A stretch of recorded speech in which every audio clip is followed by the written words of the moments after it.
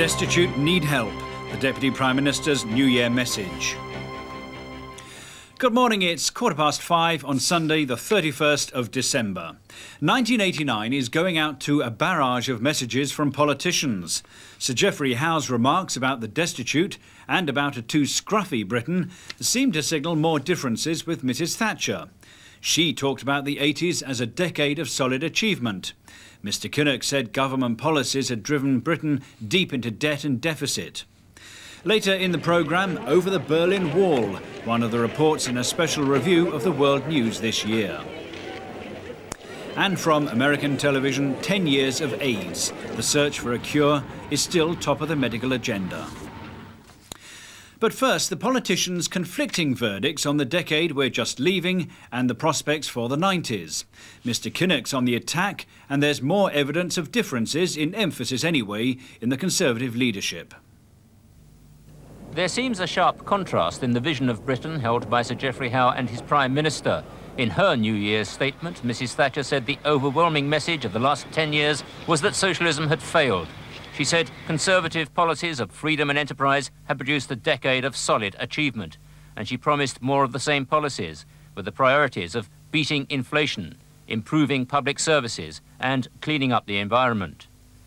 Sir Geoffrey Howe didn't contradict any of that. Indeed, he went out of his way to praise Mrs Thatcher's inspired leadership, but he condemned many aspects of British life.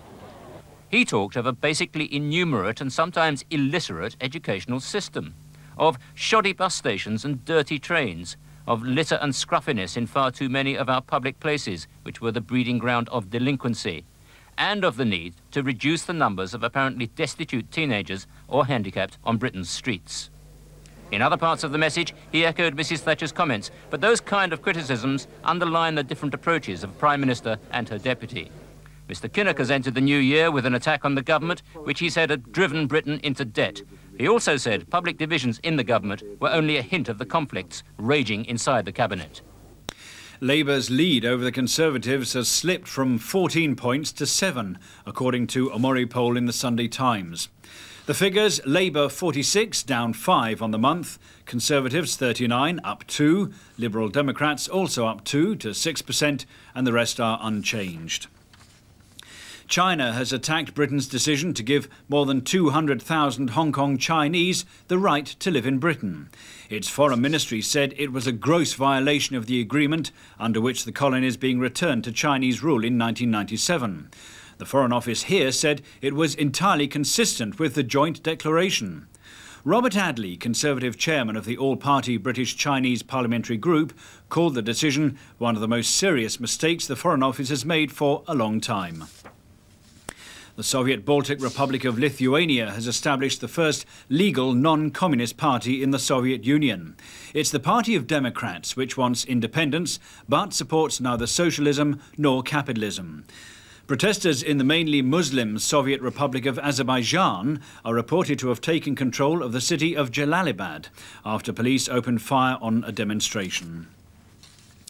The priest whose arrest in the Romanian city of Timișoara sparked the civil war and the overthrow of President Ceausescu has described how he tried to calm the situation. When police moved to arrest Laszlo Tokes, crowds of protesters tried to protect him. Hundreds died when the police opened fire. The police then dragged Tokes from his church. The doors of the church were broken and many of militias and securists ran in, and in a brutal mood they have taken us off. They have beaten me and pushed my wife. President Bush has admitted American troops made a mistake in searching the Nicaraguan ambassador's residence in Panama. He called it a screw-up. The Americans said they did find 4 submachine guns and ammunition in their search. The Nicaraguan said it violated diplomatic immunity. That shouldn't have happened, and that has been explained to the Nicaraguans, the screw-up, and they have expressed their regrets that it took place. But negotiations continue.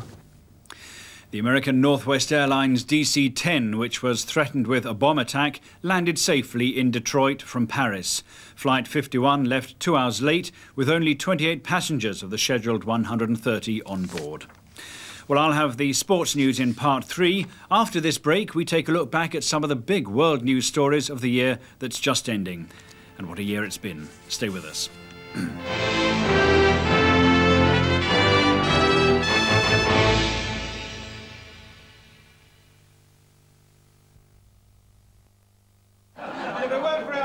Mum and Dad would have been none the wiser. But seriously, we have a lot to thank our parents for. And I don't think I've ever said it properly. They've always been there when I needed them, even after I left home. Without them, I'd never have got the business started.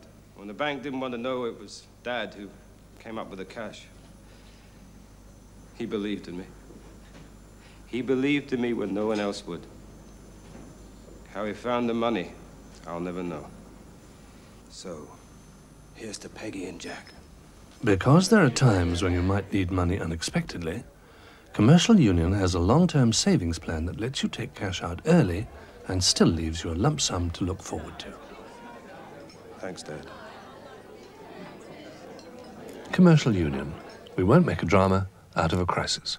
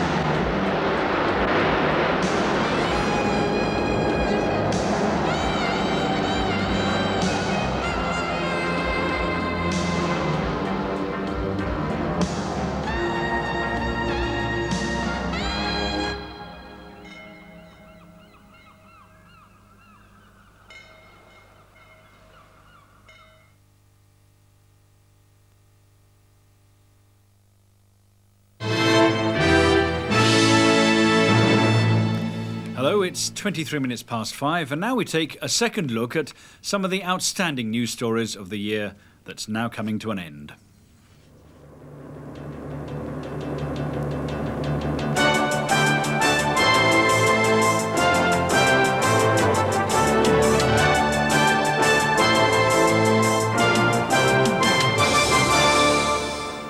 Hello, I'm Phil Roman in London. Welcome to this review of the year from Independent Television News.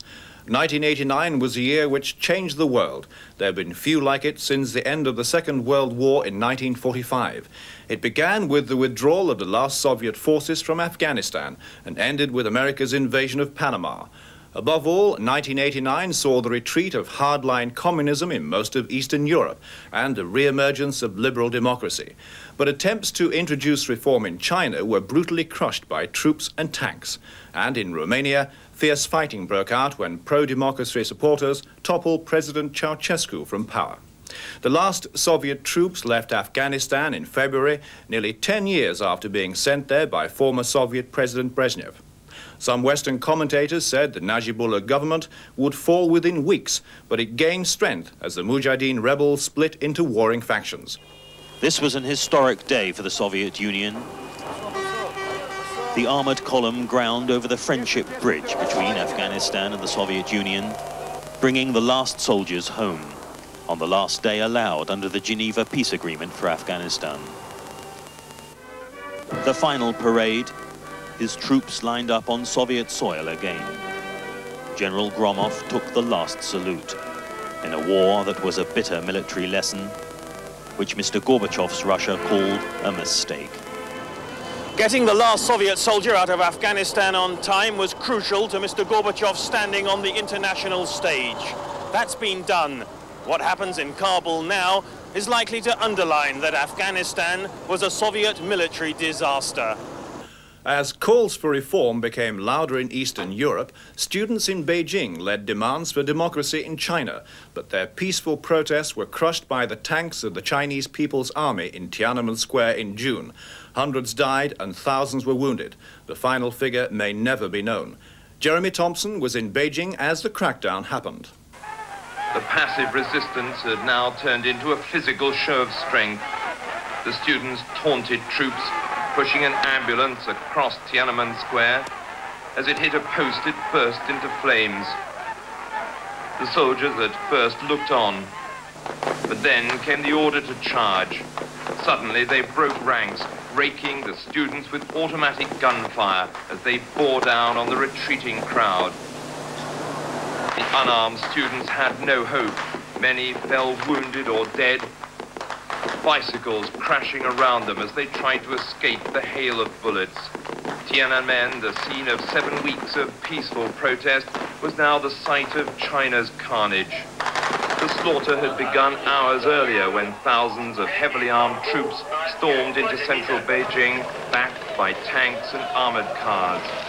Military personnel carriers roared into the square, plowing through barricades, driving into the crowds.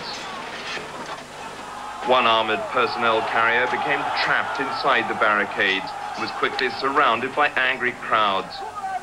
Students and local citizens surrounded advancing army trucks and tried to push them back.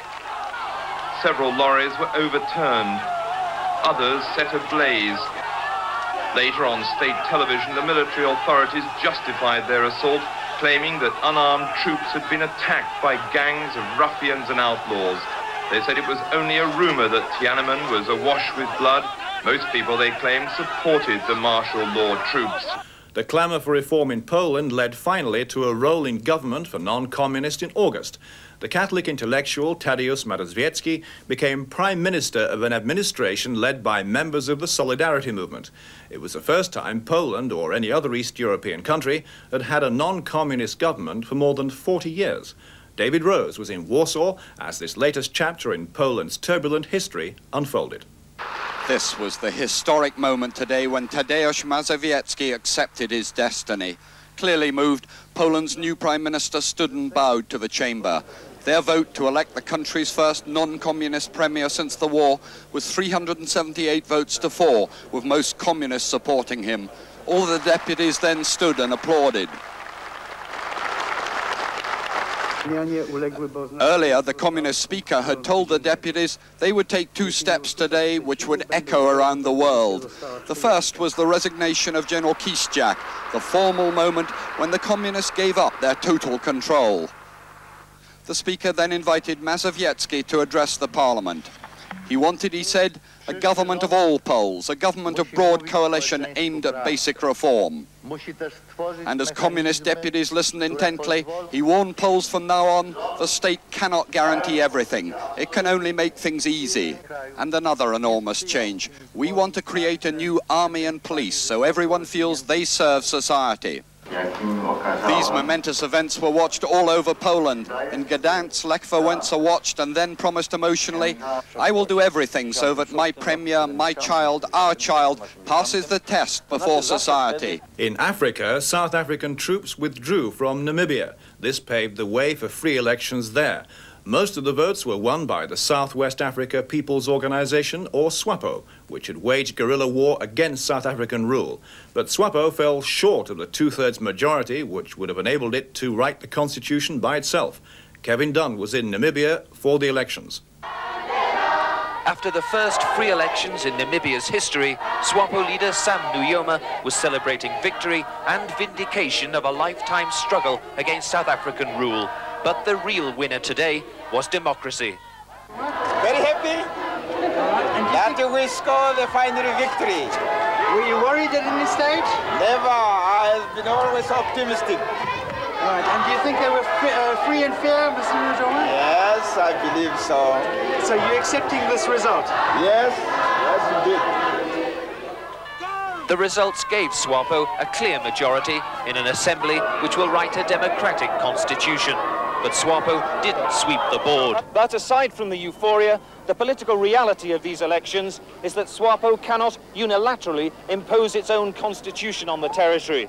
And that means that a newly independent Namibia should be born out of consultation and consensus. Indeed, tonight, with all parties celebrating peacefully, Namibia seemed to have taken a huge step towards freedom from white colonial rule. In Europe, the pace of reform took a dramatic turn in November when the East German government opened all its borders with West Germany. The decision followed a tumultuous week during which the East German leadership had vainly attempted to stem a tide of popular opposition. In the end, the entire government and Communist Party Politburo resigned and were replaced by reformers. Ian Glover-James sent this report from Berlin. The Brandenburg Gate, the landmark dividing east from west, was the target for East Berliners. Not since the closing days of World War II, not since the East German riots of 1953 have crowds gone wild like this. Young East Germans dashed the last 100 meters to the wall and were hauled into the west by West Germans who'd climbed on top. Come on! Come! Until now, they would have been shot for attempting this.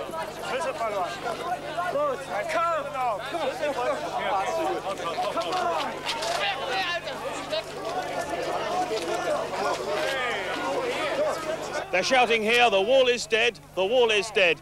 Not for the 30 years that it stood have so many people crossed so quickly. And the question is, how much longer will it stand? Border guards stood on the sidelines as young Berliners poured over. I jumped over the wall. You jumped over the wall? Yeah.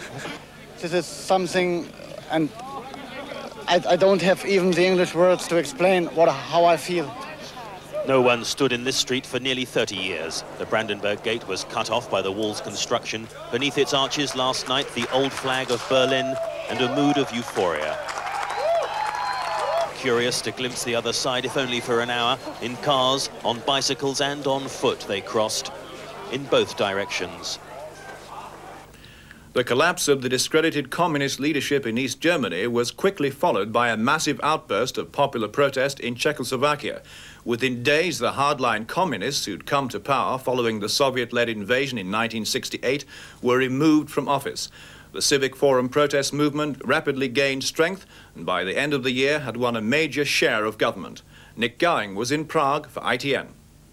In the centre of Prague, Alexander Dubček and leading figures from the various pro-reform movements were in the throes of a press conference. A colleague crept onto the stage to whisper the news to playwright Václav Havel, a dissident frequently arrested, who today received Sweden's Olof Palme Peace Prize. Fellow dissident Jiří Černý could not contain his joy, but they let Mr. Dubček conclude his remarks before grabbing the microphone and announcing the news. A sekretariátu VKSČ of the Central Committee dávají své funkce k dispozici. Members of the opposition and journalists alike erupted in delight.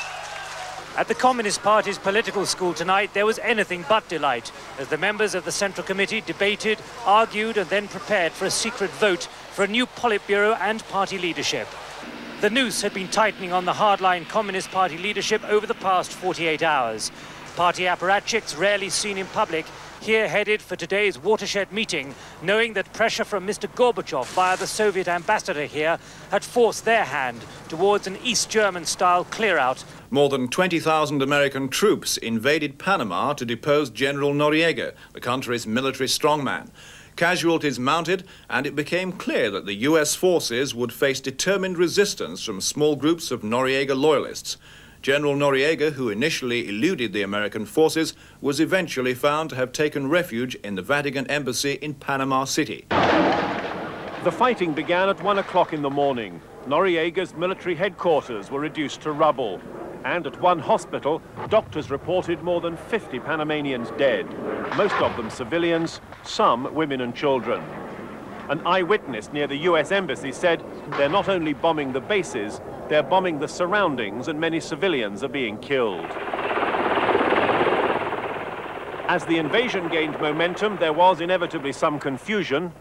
One helicopter put down in thick mud on a beach, the soldiers on board finding themselves trapped up to the waist, helpless until a group of local people dragged them free.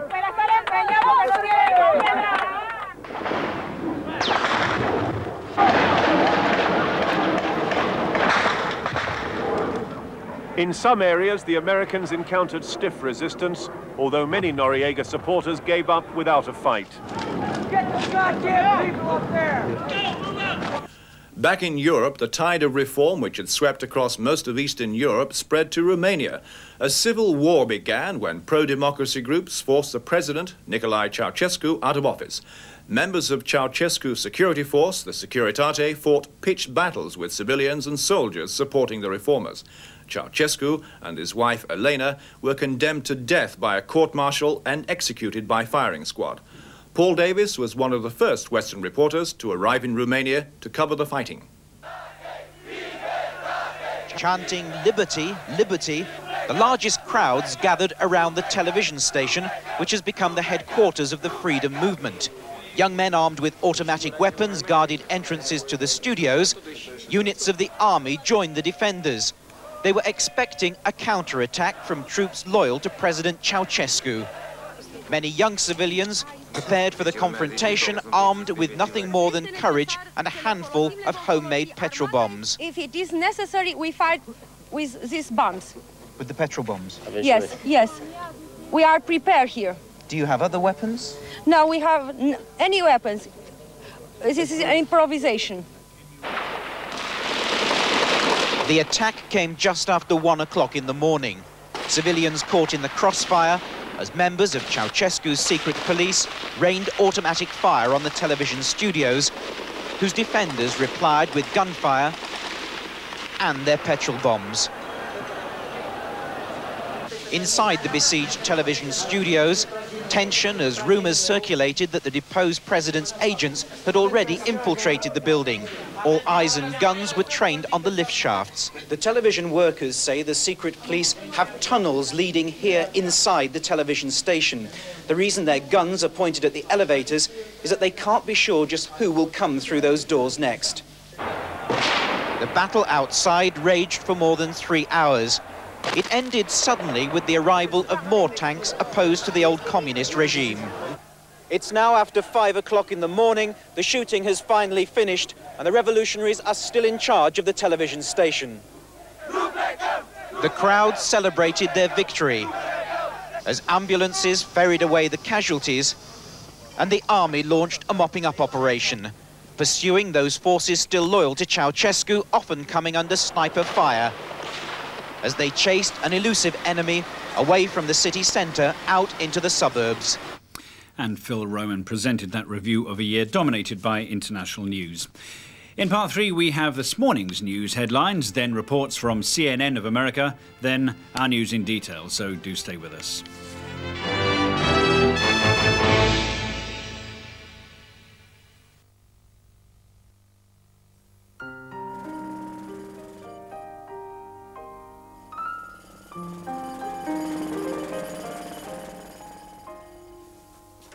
Wake up! My parents fly back today!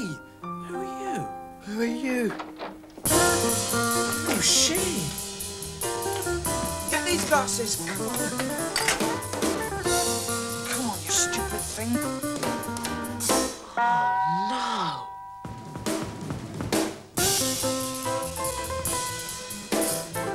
Oh, hello, French polishers. It's just possible you could save my life.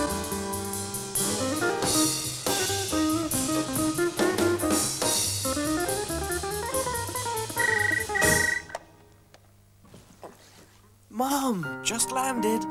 Oh, quiet. I'm on my way.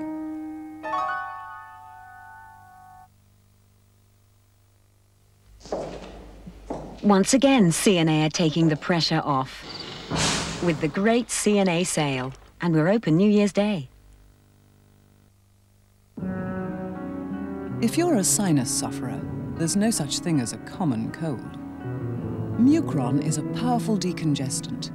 A single tablet will help clear your head and relieve sinus pain. Mucron, a decongestant for the uncommon cold.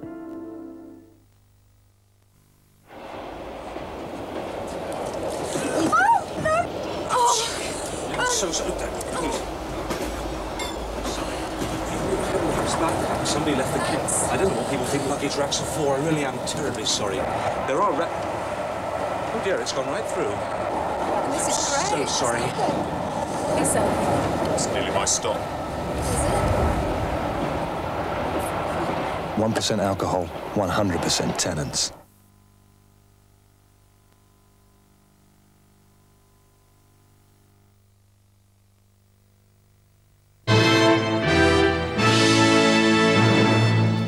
Welcome back. It's 20 to 6 precisely, and here are the news headlines.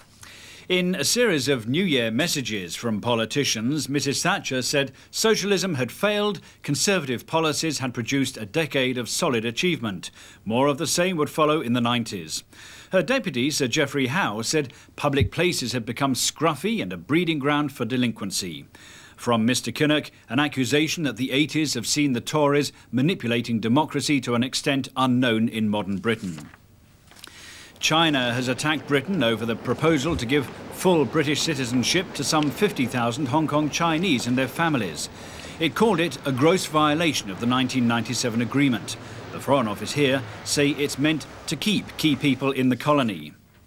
In the mainly Muslim Soviet Republic of Azerbaijan, police are reported to have opened fire on demonstrators in Jalalabad, killing one and injuring scores. The protesters apparently fought back, overpowering the police and driving out the city's communist rulers.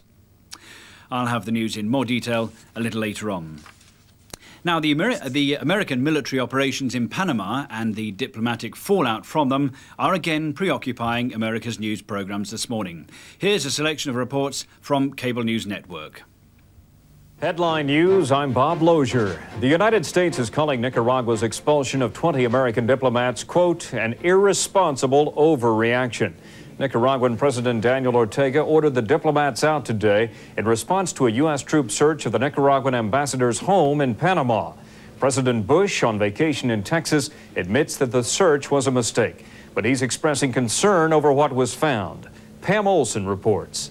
The president interrupted a Saturday golf game to admit that U.S. troops shouldn't have ransacked the home of a Nicaraguan diplomat in Panama City. That shouldn't have happened, and that has been explained to the Nicaraguans. To screw up, and they have expressed their regrets that it took place. U.S. troops found a stockpile of weapons. The president says much more than what's needed for self-defense. Mr. Bush says it makes you wonder what American troops are up against. I'd like to know what the man's doing with rocket launchers and grenades and Uzis and automatic weapons up to his eyeballs in his house. Meanwhile, Manuel Noriega is still holed up in the Vatican's embassy. The president says don't be misled by criticism from Vatican officials. Besides, if need be, I'll get on the phone to the Holy Father. I don't think that it'll come to that because we're satisfied that they understand the severity of the problem. But there is still a major disagreement over what to do with Noriega. The White House wants him back in the U.S. to face drug trafficking charges, but so far the Vatican refuses to hand him over, treating him instead like the victim of political or religious persecution. But as recently as 2 months ago, the White House offered to help Noriega get safely to a third country if he would relinquish his power. What's changed? The death of one Marine, the brutalization of a wife of a lieutenant, the death of a lot of our kids. That's what's changed. President Bush says he believes American troops will be home very soon. Meanwhile, he says it's time for the U.S. and Vatican to cool it and let matters work themselves out. Pam Olson, CNN, with the president, Houston. Nicaragua says that U.S. apologies cannot erase the damage done, and it says the decision to expel the American diplomats is irreversible. Nicaragua's ambassador to Panama disputes a statement with the U.S. Embassy saying that American troops didn't know his residence was a diplomatic headquarters. We were negotiating with them, talking to them, trying to persuade them to resolve this thing peacefully. We told them not to come in and not to fire, because if they shot, there would be killing, because we had weapons inside, and we had the right to have them. But none of this did any good. President Ortega says the U.S. troops acted arrogantly and called their behavior Rambo-like. He's given the diplomats less than 72 hours to leave Managua. He's also ordered the U.S. mission there to reduce its administrative staff from 320 to 100 people. U.S. News and World Report says that Chinese officials will allow Fong Lijun and his wife to leave the U.S. Embassy in Beijing. The two took refuge there in June after the brutal government crackdown on pro-democracy protesters. Well, passengers and crew on board Northwest Flight 51 are probably relieved. Despite a bomb threat, the plane landed safely at Detroit's Metropolitan Airport today. The plane was less than a quarter full. More than 100 people canceled their reservations after being informed of the threat. And those who decided to fly seemed confident that everything would be okay. I'd definitely like to know what's going on and if there's a threat. So I'm sure everything will work out. I'm sure there'll be no problems. I don't think it's anything to show faith in it, although I have great faith in it. But I want to get back. I want to get back home for New Year's. The 80s may be remembered as the decade that saw the emergence of acquired immune deficiency syndrome. AIDS has grown to become a deadly epidemic and a battleground for medical researchers. Gordon Graham reports. A rare and deadly form of cancer has shown up in 41 homosexual men, and the situation has created concern among public health officials. What began as a concern almost 10 years ago is now one of the world's most deadly, feared, and puzzling diseases. In 1981, it was called homosexual cancer. Although the gay community has been hit hardest, we now know no one is immune to AIDS. The disease crept up on us. In 1981, it killed several hundred people. But within a few years, the death toll was increasing dramatically. Researchers raced to find a cure for a disease whose cause was a mystery. The first glimmer of hope came in 1984. The probable cause of AIDS has been found. A variant of a known human cancer virus called HTLV-3. Perhaps nothing made AIDS more real for most Americans than the death of Rock Hudson, once the epitome of Hollywood's leading man. More of us began to take the disease seriously. Some started to change the way they lived and loved. I was cheating. It's not worth it. I love my family, and I'm not bringing AIDS home. But many did not, and AIDS was now a menacing epidemic. The Surgeon General told us to protect ourselves by education and education and more education. The government sent information to every American home. More people, not just homosexuals, needle users, and prostitutes, began getting sick, and the death count climbed. Bob Nelson, John Knight. Fear became rampant. Indiana school officials barred 14-year-old Ryan White from classes. Ryan is a hemophiliac who got the disease through a blood transfusion. Fear also prompted firemen in California to refuse to help a baby girl with AIDS who was choking. A survey of medical school graduates found 25% didn't want to treat AIDS-infected people. People turned to Washington for help. But it wasn't until 1988 that Congress presented President Reagan with the nation's first comprehensive AIDS package. Today, AIDS is the largest consumer of medical research dollars. That research led in 1987 to AZT, still the only federally approved treatment. Many claimed the government was holding up approval of other drugs by a maze of red tape.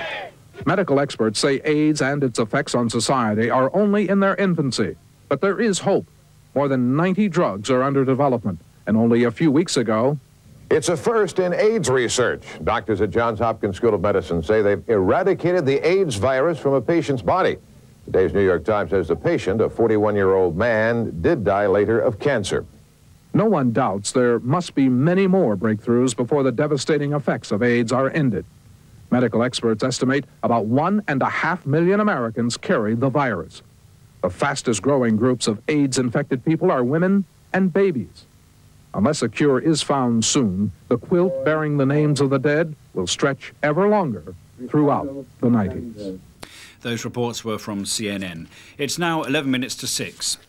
Politicians have been giving conflicting verdicts on the 80s in their New Year messages. Socialism is now shown to have failed, says Mrs Thatcher. Her policies will continue. For the Deputy Prime Minister, Sir Geoffrey Howe, the 80s have left the country scruffy. And Mr Kinnock says Thatcher's Britain enters the 90s riddled with inflation. There seems a sharp contrast in the vision of Britain held by Sir Geoffrey Howe and his Prime Minister. In her New Year's statement, Mrs Thatcher said the overwhelming message of the last 10 years was that socialism had failed. She said Conservative policies of freedom and enterprise had produced a decade of solid achievement. And she promised more of the same policies, with the priorities of beating inflation, improving public services and cleaning up the environment. Sir Geoffrey Howe didn't contradict any of that. Indeed, he went out of his way to praise Mrs. Thatcher's inspired leadership, but he condemned many aspects of British life. He talked of a basically innumerate and sometimes illiterate educational system, of shoddy bus stations and dirty trains, of litter and scruffiness in far too many of our public places, which were the breeding ground of delinquency, and of the need to reduce the numbers of apparently destitute teenagers or handicapped on Britain's streets. In other parts of the message, he echoed Mrs. Thatcher's comments, but those kind of criticisms underline the different approaches of Prime Minister and her deputy. Mr. Kinnock has entered the new year with an attack on the government, which he said had driven Britain into debt. He also said public divisions in the government were only a hint of the conflicts raging inside the cabinet. Labour's lead over the Conservatives has slipped from 14 points to 7, according to a Mori poll in today's Sunday Times. The figures: Labour 46, down 5 on the month, Conservatives 39, up 2, Liberal Democrats also up 2 to 6%, support for the SDP and the Greens is unchanged. China has attacked the government's decision, which still has to get through Parliament, to give more than 200,000 Hong Kong Chinese the right to live in Britain. The Foreign Ministry in Beijing said it was a gross violation of the agreement under which Hong Kong's to revert to Chinese control. The Foreign Office here said it was entirely consistent with the joint declaration. The Conservative MP Robert Adley, chairman of the all-party British-Chinese parliamentary group, called the decision one of the most serious mistakes the Foreign Office has made for a long time. The Soviet Baltic Republic of Lithuania has established the first legal non-communist party in the Soviet Union. It's called the Party of Democrats and seeks independence from Moscow. Nationalist demonstrators in the mainly Muslim Soviet Republic of Azerbaijan are reported to have taken control of the city of Jalalabad. They apparently overpowered police after a teenager was shot dead by police at a rally. As communists met in the Azerbaijani capital on Thursday night, thousands of demonstrators were on the streets of Jalalabad protesting against them. When news reached delegates that police had opened fire, the session broke up. It's now clear one teenager was killed and 152 protesters injured.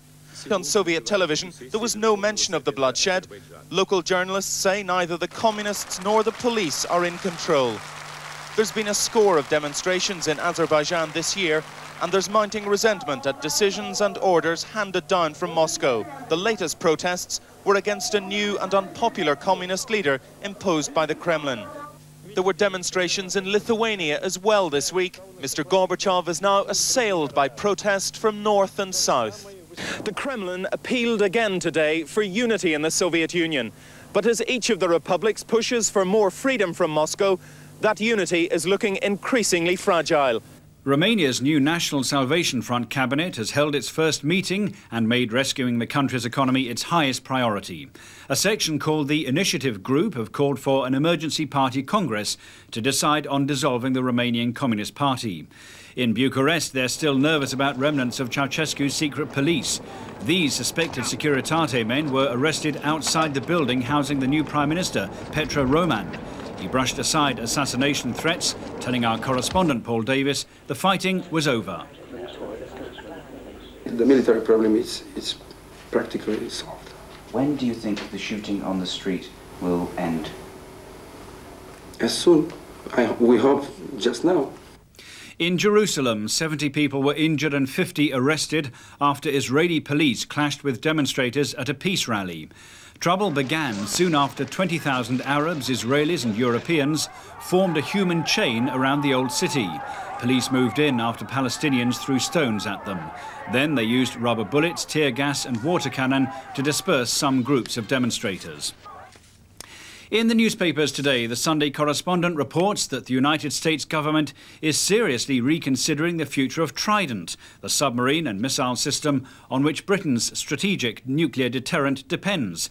The Mail headlines Sir Geoffrey Howe's New Year message about the destitute and a too scruffy Britain. It reports a belief inside the Conservative Party that a change towards a more caring government policy is now needed. Sport now. Liverpool go into the 90s on top of the English First Division. They beat bottom of the table Charlton 1-0 at Anfield. Brian Clough's 1000th match as a manager was successful, with Nottingham Forest beating Spurs 3-2. The clash between second and third placed Aston Villa and Arsenal was won 2-1 by the Birmingham side, their first poached by Andy Platt. In the second half, Daly's cross found Arsenal furiously appealing for offside, and Derek Mountfield had all the time in the world to head over Lukic. A minute from time, Adams got the goal Arsenal had been threatening all through the second half, but it was too late to stop Villa jumping over the champions into second place. In Scotland, Rangers stay top of the Premier Division, even though they only managed a draw with Hibs. In athletics, Peter Elliott proved the selectors right in their choice of him over Steve Cram for the 1500 metres in the Commonwealth Games. The 2000 metres clash at Durham wouldn't have changed the controversial decision, but Elliott badly wanted to win. He led easily and moved up another gear in the last 200 metres just to make sure. Cram was pushed into third place by Tony Morell. Finally, the Met Office has confirmed that 1989 has been Britain's warmest year since records began in the 17th century. The mean temperature was more than 1 degree centigrade above average. 1949 was the previous warmest. A senior forecaster at the London Weather Centre said people would try to read things into it, like the greenhouse effect, but it may be better not to. There are always certain years, he said, which threw up extreme statistics. Who's complaining, though? Well, that was the last morning news of 1989. We'll be here again tomorrow, but from me, a very happy new year. Bye-bye.